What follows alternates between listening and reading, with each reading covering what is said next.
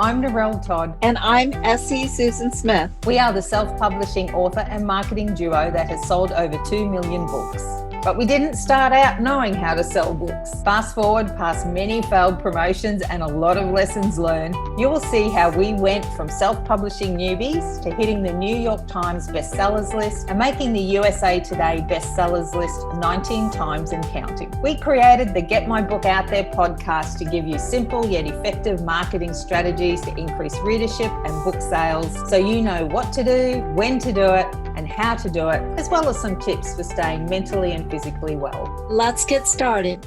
We're talking audiobooks today. So Susan is going to share with us 3 things that we need to keep in mind with audiobooks, when to go to audiobooks, what type of audiobooks there are, and where to distribute it once you've finally decided that this is what you want to do. This is one of the things that I've been really fortunate about. I feel really strongly about as well, is audiobooks are, when should you go? You should have already been in it. All of the studies are showing that audiobooks are actually where ebooks were when they really took off between 2010 2012. The biggest opening is the fact that you can download from the library with Overdrive. You can put them right on your devices. There's so many different devices that you can actually listen to the audiobooks while you're driving, while you're working out, while you're cleaning house, even when you're at work. If you're working at a job that's pretty repetitive or allows you to do that and you're going from place to place, there's a lot of people that listen to audiobooks, and it's a great way to help expand your reach, not only to a different group of readers, listeners, but you'll find that there's a lot of readers who may have read your story, but then they want to get audiobook. Or readers,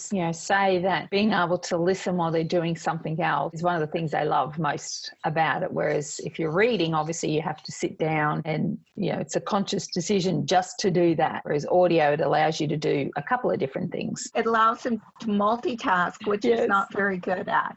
And another thing is because, for example, a lot more men are getting into audiobooks as well. And the reason for that is because they do have a very busy life. There are a lot of things that they're trying to get done. And when he is out working in the yard or he's working on a project, he'll be plugged into his audiobook and he can actually listen to it. But as you get older, it also is less strain on your eyes if you're looking at devices a lot. And he is not known for being the fastest reader in the world. A 300, 400, 500 page book that would normally take him a month or a month and a half to read, because he's, again, such a busy person. He's up and down and here and there. And now he can get it, he can listen to it. And within a week, he's listened to the entire book. As, a mother or, I know as a grandmother and a mother just how busy my life. So being able to listen while I'm, driving around or getting things done makes a huge difference. So what are the things that an author would need to be aware of when they go to create their audiobook? There's different things that you need to be aware of. One is called PFA. So it's per finished hour. And what that means is that if you pay $300 per finished hour for an 8-hour book, you're going to pay $2,400 for that audiobook. That sounds like a lot of money, but when you look at the amount of time that the person narrating the book will, not only they have to basically read your story first so that they understand what they're going to be reading, then they actually sit down and they read the story. Then somebody else will listen to it and go through the book as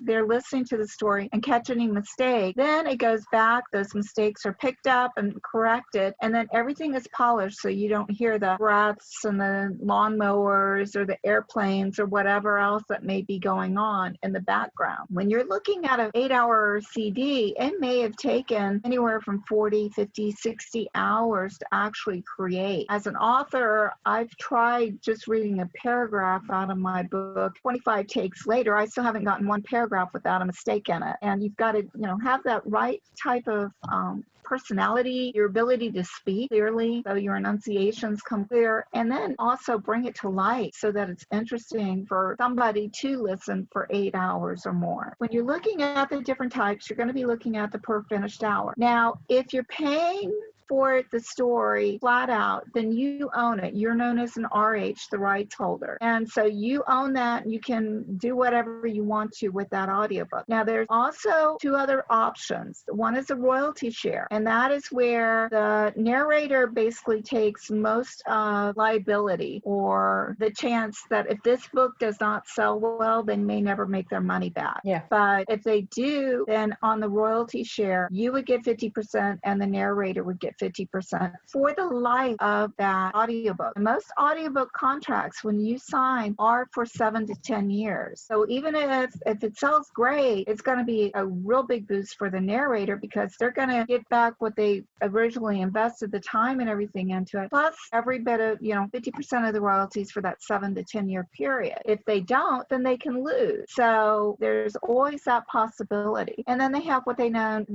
call the royalty share plus, and that is where narrator may require the author to pay a specific amount to help maybe cover the basic cost, because when you do per finished hour, then the narrator is the one that pays for the editing and the engineering part of it. So they have to have somebody listen to the story, and if it's an 8-hour book, they're listening for 8 hours to this book as they're following along and marking any error the narrator may have made. And then again, you have the person who is going to be engineering it, because you get one chance to really impress the listener. Yeah. And if you don't do a good audiobook, they're not going to buy the next one, and you may not get a good review, which will hurt your sales overall. So you want to make sure that you do very well on that. That's some of the things to look for. What do I personally do? I actually pay for mine up front for two reasons. One, I like having full control of my work. But the second thing is I hate the idea of the narrator having to have any money out of pocket, because I know what it's like to have a family to raise, and you're trying to stay in business. Okay, so we've got our audiobooks out there, or produced, I should say. Distribution. Tell us about that one. So you've made the decision to publish your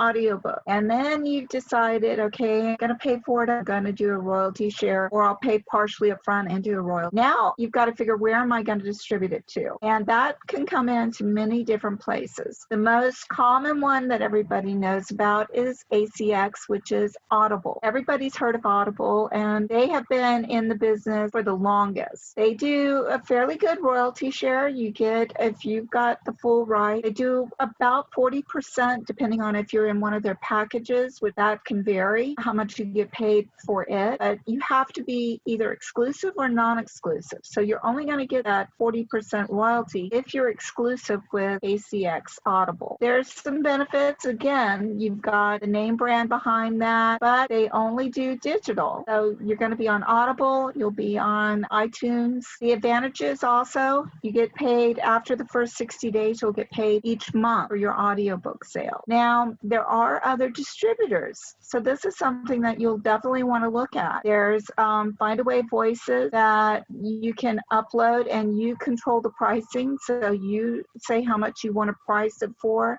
You can also help choose where you want to put your book, your audiobooks. Again, they are only digital, but it does open you up to a lot more places. You've also got Kobo. Kobo is doing that. And you have some of the other distributors that aren't as well known, like Published Drive. Two of the big subscription type services and distributors are Blackstone, which has their own subscription service called Downpour, and Tantor, which also has their own subscription service. Now, all of these will distribute to Audible and iBooks, iTunes, so that you can actually, you'll still sell on those, but you'll make a little bit less royalty-wise, again, because you're non-exclusive. You're going to be cutting down from 40% to about 25%, but you get a wider reach. With Blackstone, they do offer a CD for retail purchase, so you can have an actual physical copy, and they're really good about getting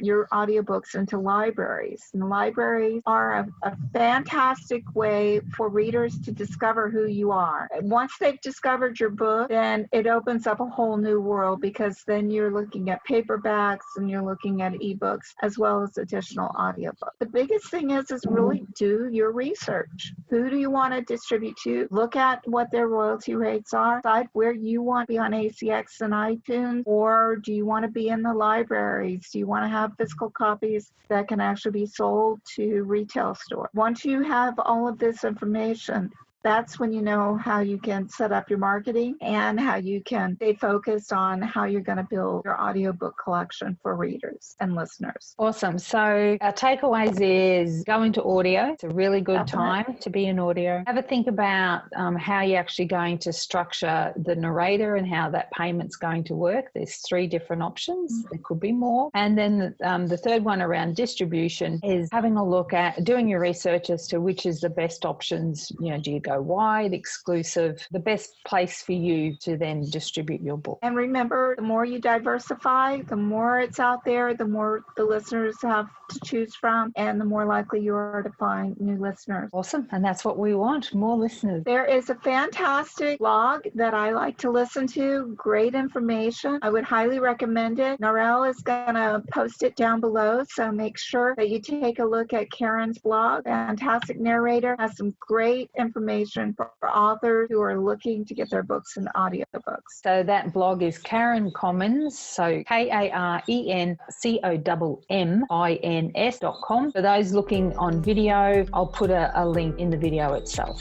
So yes, check out Karen's blog. It's a pretty good one with lots of good tips on audiobooks. Have a great week, everybody. Hey, thanks for joining us today. We've got way more information we want to share with you to increase your book sales. So please come and join me at facebook.com. Get my book out there.